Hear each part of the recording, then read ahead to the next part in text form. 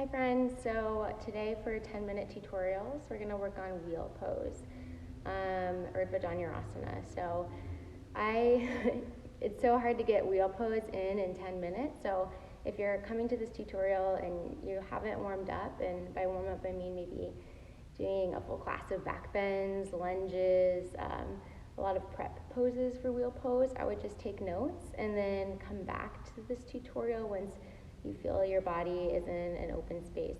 I am going to show you a couple exercises that you can do beyond just some of the classic back bends. I have two blocks. If you don't have blocks, it's okay. I'm just going to do a full breakdown of wheel anyways. I'm just going to give you options that if you do have props at home that you can use. A few things. We're also going to be using the wall today, so one exercise that you can do to help prepare for wheel pose is just puppy dog at the wall. So walking your hips back over the feet and just letting the heart melt. And then eventually over time you'll walk the feet in a little bit closer as you feel more opening in the chest. And it's really important to not let the armpits splay open here and let the shoulder blades collapse. You want to keep wrapping the eyes of the elbows up so you're still externally rotating through the shoulders. Another great one that helps open the shoulders for wheel pose is doing a dolphin variation against a wall, because this also helps with our wrist flexion. So you'll come into dolphin, but you'll keep your hands flexed against the wall. So arms down, walking the toes in, really pressing down through the forearms, pressing into the wall so that the shoulders aren't collapsing into the ears, and then holding and breathing. Alright, so we only have 10 minutes total, so I'm going to kind of get into the heart of wheel pose. So I'm going to start by just breaking it down, and then I'll show you ways that you can use props to check in with your alignment and help fine-tune the posture. So, first thing first, we'll just do a wheel pose without any props. So, for wheel pose, you're going to start with your feet parallel. Make sure your toes are pointing forward in front of your heels. Now, if your feet are turned in or out, that's going to feel really bad on the knees, so you want to make sure they're parallel. Now, from here, you're going to bring your arms overhead so that the fingers face the shoulders. Natural tendency here is to let the elbows splay open. So you really want to remember to draw the elbows in together. One option that you can do is you can put a strap around your arms as you're practicing to keep them from splaying open. And from here, I'm going to start to press into my heels. Feel the low back down first and then lift the hips up, just like we're entering bridge. And then I'll press into my hands and come to the crown of my head. Now notice if my elbows are already coming out again, I'm going to hug them back in so that my arms are parallel. Right. Also, if you're rolling to the outer edges of your feet, ground down through the big toe ball mountain of the feet. Right. And then from here, you'll start to extend up, reaching the heart up and towards the wall. Still externally rotating through the shoulders, grounding through the big toe ball mound of the feet so that the inner thighs roll down and you feel more space in the low back. Good. To come down, I'm going to gaze up. And then I'm going to lower to the back of my head. And then gently lower down. Now, the first little tip to check in is putting a block between your thighs. This is helpful because having a block between your thighs, your legs will stay parallel. And you can practice rolling the block downwards in space so that the inner thighs find that slight internal rotation, which helps create more space in the low back if you feel any pain or tightness there. Right, so you'll come into your wheel pose. And now the block's going to want to press up. Because the hips like to splay open here, and that really crunches the low back. So I'm going to try to roll the block down. And I'll feel my sacrum and low back start to feel a little more relief here. Good.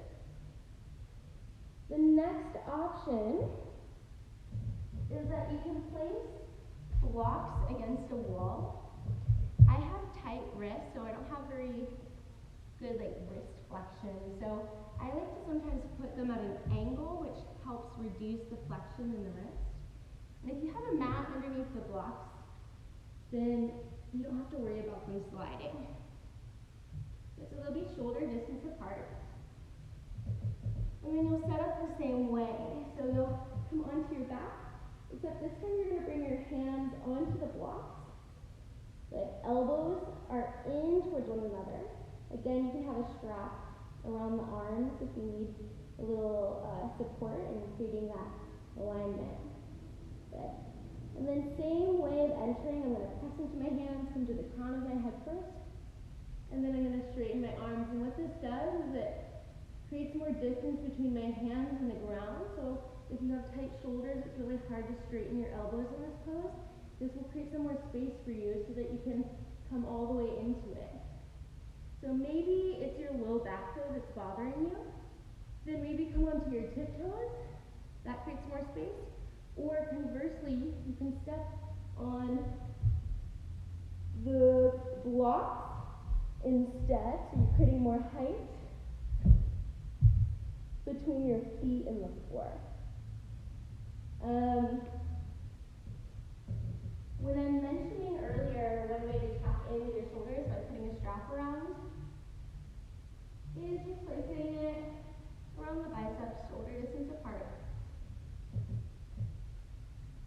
Pressing the hands overhead, and then lifting up. What this does is it keeps the elbows from swaying out, and it helps you broaden across the shoulders. And gently come down. Okay. I'm clearly a big fan of using props. So I encourage you to get some if you're at home right now. So, chair options. It's really best if you have a chair that they use in Iyengar classes, like a metal chair where there's a hole here that you can slide through. But this is all I have at home. So I was trying to think of ways that you could still utilize a chair. So one way you can utilize a chair is,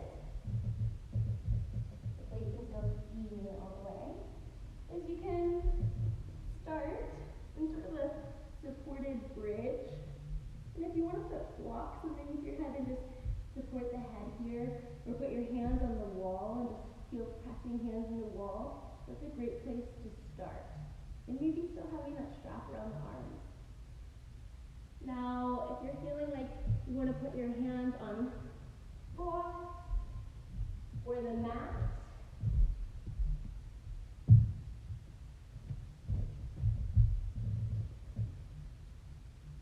there we go. And you want to start to press into the block and lift up from here. Sometimes it makes it a little bit easier to make that journey to wheel, and it takes out some of that fear of collapsing when you come down because you have the support. Now, if you don't have a cushy chair, then put something cushy here, like a blanket, to support your back. Good, and then you can also extend your legs, so you're taking a Tripada variation and just finding that elongation through the spine and not really pressing into the whole wheel option. And you can always use your chair for more shoulder opening. So there's a lot of options here, and there's still so many more out there, but these are great places to start to sort of bridge that gap in your wheel practice. And of course, always approach wheel with a really great heart opening, front of body opening warm up. We're stretching all the way from the tops of the feet to the crown of the head. So opening the hip flexors, opening the chest, the whole front line of the body, shoulders, quadriceps. So, all right. One last exercise you can do. If you're sheltering in place with another person who is willing to help you out here, you can actually grab their ankles. So if you were to imagine